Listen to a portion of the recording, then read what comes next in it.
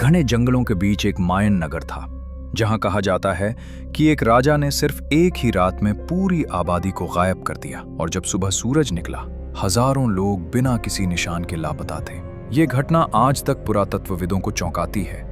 यही वो क्षेत्र था जहां मायन सभ्यता विकसित हुई। सेंट्रल अमेरिका के घने जंगलों में 500 ईसा पूर्व से लेकर 900 ईस्वी तक इनका स्वर्णिम युग चला। ये लोग कोई साधारण सभ्यता नहीं थे, अपने समय के आइंस्टाइन कहे जा सकते हैं। मायन लोग गणित, खगोलशास्त्र और वास्तुकला में अपने युग के सबसे उन्नत लोगों में गिने जाते थे। उन्होंने शून्य का सिद्धांत स्वयं खोजा और बेस 20 संख्या प्रणाली का ओपेंसिटी किया। उनके पिरामिड संक्रांति वाले दिन सूर्य की किरणें मंदिरों को बिल्कुल सही कोण से छूती थीं। टिकाल, चिचेन इट्जा, पलेंक, ये सिर्फ नाम नहीं, शक्ति के विशाल केंद्र थे। विशाल पिरामिड, राजमहल, बाजार, पत्थरों से बनी सड़कें, सब मिलकर एक अत्यंत संगठित नगर प्रणाली बनाते थे और हर नगर एक स्वतंत्र राज्य की तरह चलता था। राजा को दिव्य माना जाता था, भगवान जैसी सत्ता।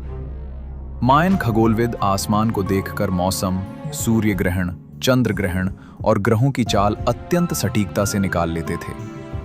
उनकी चित्रलिपि में पूरी इतिहास, युद्ध, अनुष्ठान और खगोल शास्त्र का विस्तृत रिकॉर्ड दर्ज था। धर्म उनके जीवन का केंद्र था।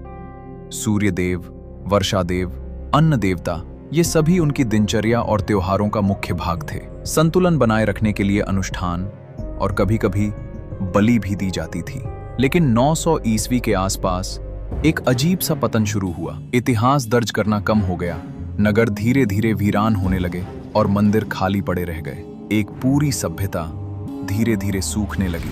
विनाश का कारण सिर्फ एक नहीं था, लंबे समय तक चला भीषण सूखा, जमीन की उर्वरता का खत्म होना, नगरों के बीच युद्ध, संसाधनों पर संघर्ष और राज परिवारों की सत्ता की लड़ाई, इन सब ने मिलकर उनकी पूरी व्यवस्था को हिला दिया। सभ्यता पूरी तरह समाप्त नहीं हुई। मायन लोग आज भी अपनी भाषा और परंपराओं के साथ मौजूद हैं, लेकिन उनके भव्य नगर जंगल में पत्थरों के खामोश ढांचे बनकर रह गए।